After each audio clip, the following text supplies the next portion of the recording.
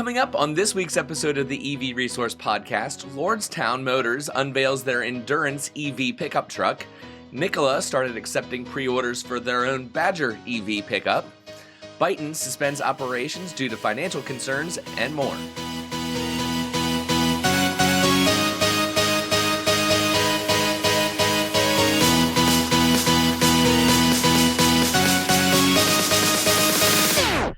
Hello friends, happy 4th of July weekend to those of you who are in the States. Welcome back to another episode of the EV Resource Podcast. I'm Zach Hurst, and each week I bring you the latest EV news, information, and answer your questions about electric vehicles. I want to welcome James Hart to the EV Resource family. James has signed on as a producer of the podcast on Patreon, meaning that in addition to full access of the monthly EV Resource magazine, he will also be receiving this podcast a day earlier and receive some very well-deserved recognition every month for his contribution. James also has his own podcast I would encourage all of you to look into. It's the True North EVs podcast, available on Anchor, Spotify, Radio Public, and more. Just Google search True North EVs podcast and you'll find it. As always, I want to give a special thank you to Titan Auto and Tire in Moseley, Virginia for their support for this podcast. Titan is one of the very few independent shops that are qualified to work on EVs and hybrids, and from hybrids to Hummers, they fix everything. So we'll start off the news this week with some information about Lordstown Motors. If you remember, back in November, GM sold their Lordstown assembly plant to the then new company, Lordstown Motors Corporation. This week, Lordstown Motors officially unveiled the Endurance electric pickup truck and plans to begin production early next year. Now, something that most people probably don't realize because it's not being reported in the news, at least that I've seen all that often, is that the Endurance is not actually a creation of Lordstown Motors. The prototype for the Endurance was actually created 3 years ago by a company called Workhorse Group Incorporated, and so for the Endurance pickup truck, they have licensed the technology to Lordstown Motors. Now, in exchange for that, Workhorse Group Incorporated owns a 10% stake in Lordstown Motors and will receive a 1% commission on the first 200,000 trucks that are built. Now, the features of the Endurance are really going to be where it shines. It will include 4 in-wheel motors, 600 horsepower, 4,400 foot-pounds of torque, and a total range of 250 miles. And it looks like a standard pickup truck, and that's on purpose. Lordstown is going after the work truck segment, so they don't want something that's going to be too polarizing when it comes to design, i.e. the Tesla Cybertruck. The Endurance has its sights set squarely on the Ford F-150 pickup truck and companies that would have multiple vehicles in a fleet. On their website, Lordstown Motors has a total cost of ownership calculator comparing the Endurance directly to the Ford F-150. In addition to comparing the initial cost, you can also adjust the number of years owned for the vehicle, the total mileage per year, price per gallon, as well as the cost of electricity per kilowatt hour. And then it will report back the total fuel cost over the course of those years, maintenance cost, any federal tax credit that the Endurance will receive of $7,500, and then you can adjust the number of vehicles from 1 all the way up to 10, and what it will do is tell you the total cost of ownership over the course of the years that you input. So for example, I put 5 years, an estimated of 50,000 miles per year, because of course, if they're going after the work truck segment, those trucks are going to be putting a lot of mileage on them each year. Estimated the cost of electricity to be 13 cents per kilowatt hour and the price per gallon at $1.99. Now, obviously, those things are going to vary, which is why on this calculator, they allow you to modify that based on whatever happens to be true for the area that you live in. The initial cost for both vehicles is relatively the same. They have the Endurance at $52,500. And the Ford F-150 they're comparing to is the Lariat four-wheel drive, so the cost is $51,775, just a little bit less. But after you factor in fuel costs and maintenance costs, the Endurance over the course of 5 years will cost $59,800, where the Ford F-150 total cost is going to be $84,539. or a difference of $24,739 over the course of 5 years. Now, if you're a company that has a fleet of, let's say, 10 vehicles, you could multiply that by 10, and now you're looking at almost $250,000 of savings by having the Endurance versus the Ford F-150. Now, while a cost comparison like that is accurate and it is real when comparing something like the Endurance EV truck to the Ford F-150, which is going to be gas-powered, in the coming years, Lordstown is going to have a lot more competition to deal with than the internal combustion engine.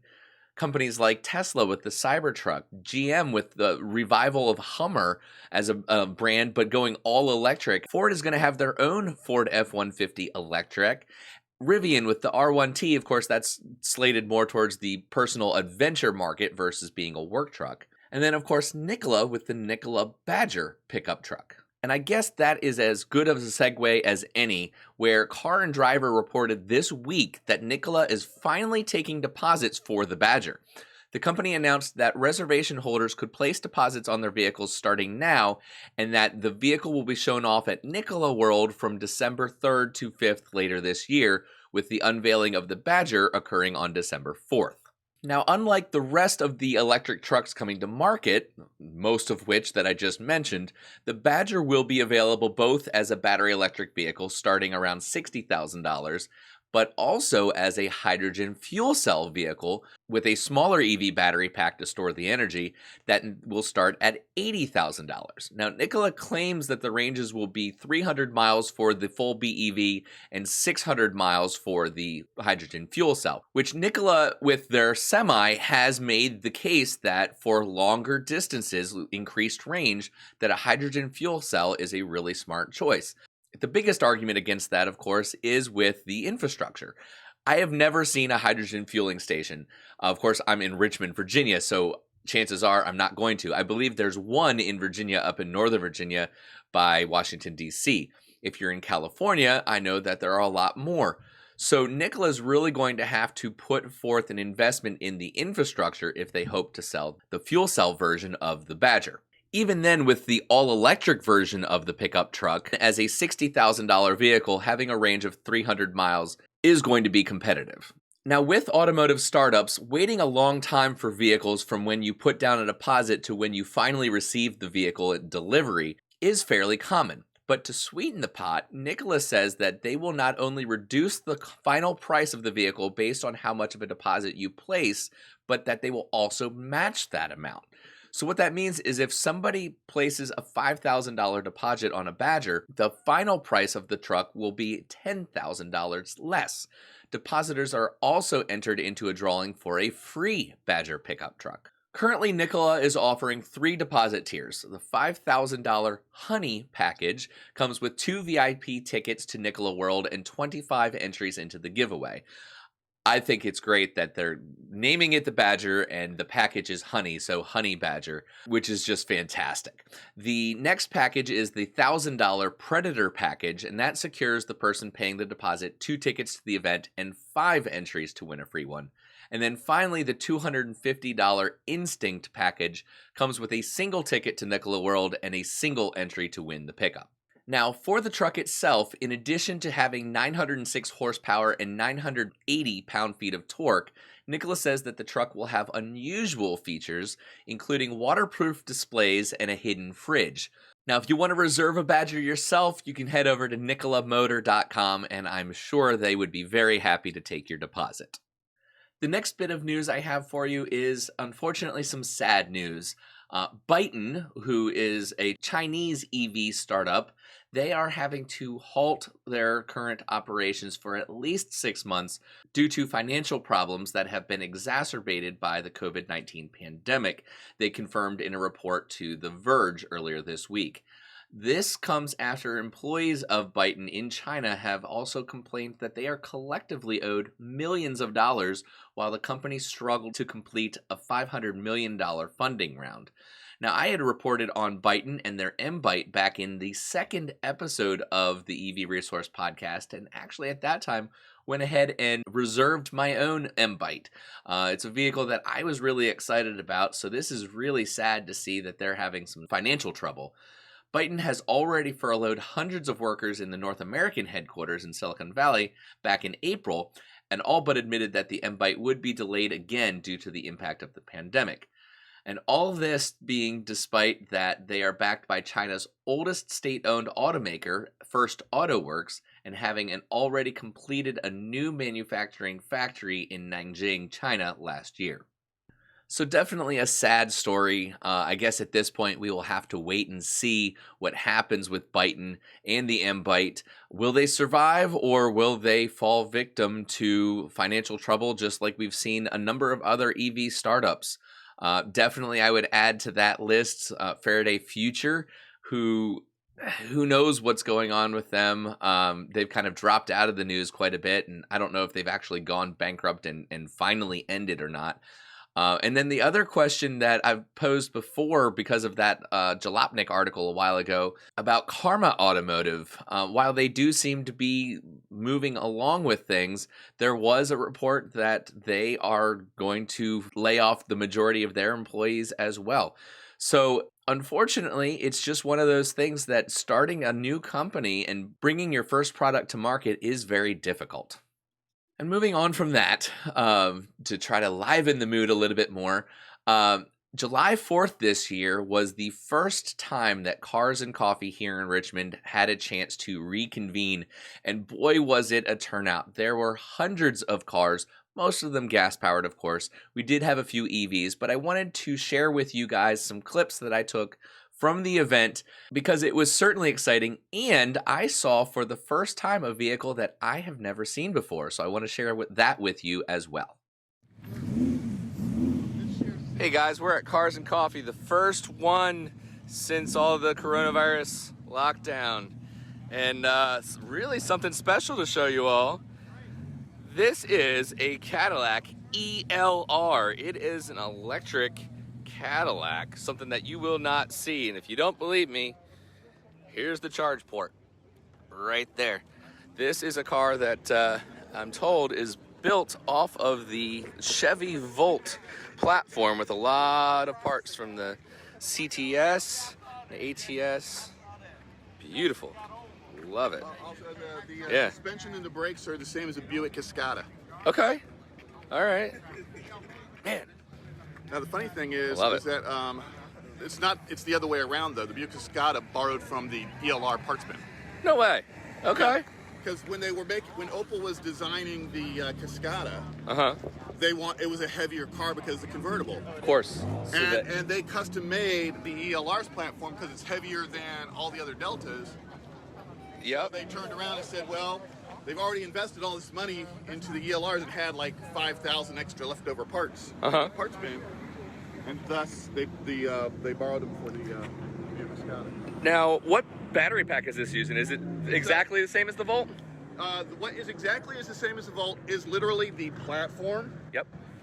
The battery pack, the whole Voltec system, some of the dash cluster, and most of the electronics. But the entertainment, infotainment is all Cadillac Q. Stuff. Yep. It's definitely, like I said, this is as different as a Volt as a Buick Cascada is to a Volt. Sure. But they're all on the same Delta platform. All right, well there you go, guys. That is a very rare car. You said what, 2,800? 2,800, made 2014. They sold so badly, they reinvested in it. They went reinvested in 2015 to make the 2016s better and sold 800 2016s. And what year is this? 14. Okay, so this is one of the first ones. This is one of the first ones. It's towards the end. This is one of the last productions of the 2014. Wow. I will probably never see another one in my life. I think that's probably safe to say. When I test drove one in 2016, I knew I wanted one, but I wasn't going to pay $80,000 until it got Sure. Well, buying a used car, after it depreciates a little bit is always a smarter idea anyway. Well, that's a great thing. A little bit's an understatement. Well, for a car that nobody wanted to buy, I would imagine you got a good deal. I paid $18,000 for it. Wow. Okay. Yeah, that's holy crap. That's incredible. The fully loaded 2016 with less than 30,000 miles, you're going for 25. All right, guys. That is the Cadillac ELR. Hope you like it. We have now a 2020 Model S dual motor. Well, they're all dual motor, but upgraded with the bigger sport wheels. And I love the color. It's actually a darker gray. Matches the color of the car exactly. That is just probably one of the fastest cars here. And we've got a yellow Lotus Esprit over there, which of course is going to be pretty quick. I'll actually walk you guys around a little bit, see some of the non-EV cars. Focus. Beautiful. I like this. This, believe it or not, is a Nissan Sentra. Obviously heavily modified. The owner was here. I was talking to him a little bit earlier, and he was saying that basically it's a result of boredom from being stuck inside. So they chopped it up and put some expanding foam in there. But this is a hatch from a Ford Escape that they put in there. It looks like they still have the Escape wording on there. But the owner that was standing here before said it actually drives very similar to the way it was before they started chopping it up. So there you go, probably the most creative car here. The usual Miatas. I'm not gonna walk around everywhere, but I'm gonna go take a look at this Supra over here because I'm a Toyota guy by my heart, and that's just beautiful. Very beautiful cars. It's one thing about Cars and Coffee. You will see some of the most rare cars that you can ever find over here. We've got a R32 Skyline. Richmond actually is one of the few places that this is becoming not so common or not so uncommon anymore, because we've got a company that actually imports cars from Japan. So a lot of people locally have decided they want to import the Skylines. Lotus Evora. This is probably one of the most beautiful cars that are here. That is just gorgeous. And your normal run of BMWs that, no offense to people who love and drive BMWs, but I'm not impressed. BMWs just aren't, they don't do it for me. But the Supra, absolutely gorgeous. I love it. But I'm gonna head back over to the EVs because, of course, that's why we're here. So now we've got a fairly decent representation. We got that Cadillac that I shared with you guys a little bit ago. The 2020 Model S. First generation Leaf, that's Charles' car.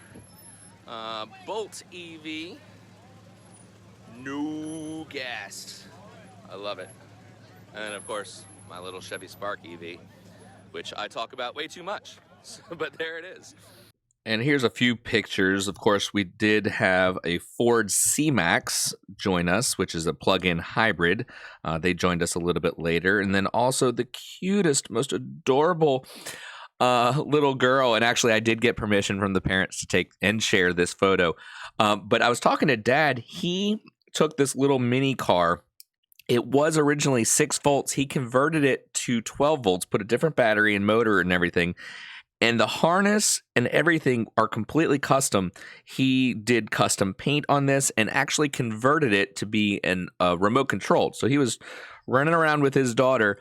Of course, she is newborn. For those of you who aren't watching the YouTube video and you can't see it, she's a newborn. She can't drive herself. But he converted this to a remote control and was walking around with her. It's just the most adorable thing possible you could find.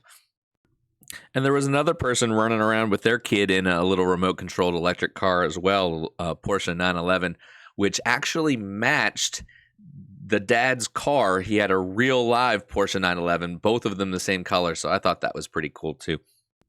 So that's a little bit from the event. Of course, it was basically 2 hours we were there. A lot of people got there early, so I would say 2.5. But something to do early on July 4th and then get home for lunch. If you are listening to the audio-only version of the podcast, I would encourage you to head over to YouTube and you can look for this episode of the EV Resource Podcast to see all of this, because really that part of the segment is really something that you want to see visually to go along with just me talking. Okay, so that's all for the news this week. Thank you for indulging me and throwing something personal in there. I hope that you got some enjoyment out of that. I do have two EV questions to answer this week. These are actually some that were answered in this month's, the July issue of the EV Resource magazine. We put a FAQ page on there, and so I'm going to read you two questions from that. The first one is, why are EVs so expensive? And while I didn't address it directly in the magazine, I would say that EVs aren't. It's all relative. But getting past that point, the answer that we put was batteries are the most expensive component of an electric vehicle. As battery technology improves and battery costs come down, so too will the price of new EVs. That being said, however, that the used EV market is booming with all types of EVs right now. As an example, you can get a used Nissan Leaf for easily under $10,000 in many places around the United States, and even an older Tesla Model S for under $25,000. So for people that are typically going to ask the question, why are EVs most expensive? I think there's an underlying idea that they're too expensive for them. Well, having a robust used EV market is really something where it puts these fantastic electric vehicles at a more affordable price point to get into the hands of people that are concerned when it comes to cost. For the people that are out there buying brand new EVs for $100,000, they aren't the ones asking this question. They're not saying that they're expensive. You know, you go out and spend $150,000 or $200,000 on a Porsche Taycan. That's not an individual that's going, well, geez, this is too expensive. The people that are asking that question are the ones that can really benefit most from having a used EV. The other question that I wanted to cover was, when should I trade in my aging gas vehicle for an electric vehicle? And I love this question because really, for many people, it comes down to cost per month. This is a question that I addressed for myself before buying my Chevy Spark EV. I was driving around a gas-powered Honda Civic. My wife drives a Volkswagen GTI, which takes premium gas. If you look at your current vehicles and you combine the total amount of money that you spend on the vehicle payment, if you have one, how much it costs to refuel, maintenance, a lot of the times people will look at the year's worth of maintenance and then just pull that down to, a monthly average. All of that, insurance, everything, every dime that you spend on your vehicle, and then try to do your best to calculate how much it would cost with an EV. In my case, I was looking at really spending $300 a month or so on gas. Well, the car payment itself, along with any expected maintenance and things, really put the Chevy Spark EV, at the same price point or a little bit less. So I didn't have to get rid of my Civic. I kept the Civic, although it's been sitting in the backyard for over a year. The Spark, just every month that I'm driving that, it ends up saving us money. So what I would say is, do the math. If it makes sense for you, pull the trigger, go ahead and either trade in your aging gas vehicle or keep it and just go out and buy an additional car. You got to do what makes sense for you. But ultimately, it comes down to the finances for most people. One little announcement before we go. The EV Resource magazine for July is up for the Patreon subscribers. If you are interested in exclusive content, some really special articles that you won't find anywhere else, this month we did a review of the 2019 Nissan Leaf SL Plus, as well as ProPilot, things that you should know before buying a used EV. Lots of great stuff in there. If you want to be a subscriber, it's $1 a month minimum. Of course, you can always choose to support the EV Resource efforts with more than that, but just to receive the magazine is $1 a month. So not much. You could probably find that in the cushions of your couch. So throw it our way, and we'll make sure that you get a lot of great value out of that. A lot more in that magazine than just what's worth $1, but we wanted to try to almost give it away, if that makes sense. Okay, so that is all for this week. Thank you very much for listening and watching, and really thank you to everybody who supports the show, especially those that are our subscribers and producers on Patreon. I invite your feedback. You can always email at hello@ev-resource.com. If you're watching on the YouTube channel, please like, subscribe, go ahead and leave a comment on the video. And if you want to listen to any of the previous shows audio only, you can find them on the webpage under the podcast section and on really many of, if not all of the major podcast platforms. Any reviews that you guys can give on Apple Podcasts specifically would go a long way to help more and more people find the EV Resource podcast, just the way Apple works with their algorithms. The more people interact with the podcast, the higher up it goes in the rankings. Always, I invite you to come say hi on social media, Facebook, Twitter, Instagram. We're there, even LinkedIn. So come say hi. Thank you so much for being with me this week, and we'll catch you next time.